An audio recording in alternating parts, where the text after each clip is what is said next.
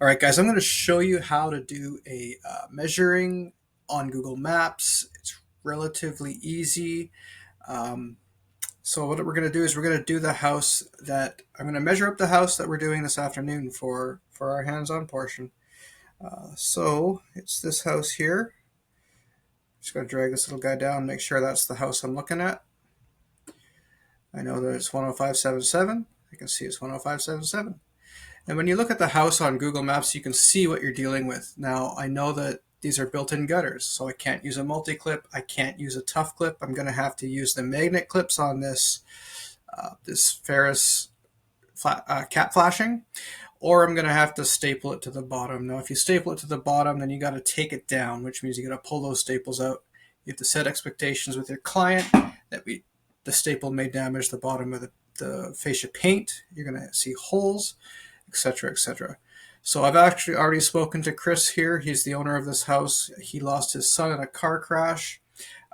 So we're going to be doing this for him to help bring him some joy. He's fine with the staples. I'm going to check and see if I have magnet clips for this, just so you guys can try it. I don't know if I have enough to do the whole thing. Big Star was kind enough to supply the lights, but they haven't supplied magnet clips. So this is the conundrum.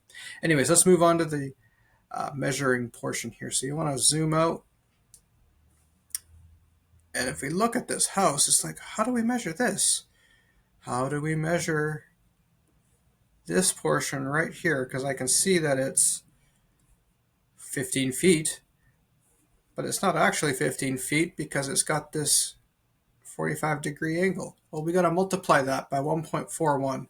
If you just type in roof pitch multiplier into Google, you can find the roof pitch multiplier, and you can see the 1212 is 1.41. So you want to multiply 15 by 1.41. That gives you the total feet. It's going to be about 21 feet across. So you can do that with all these dormers.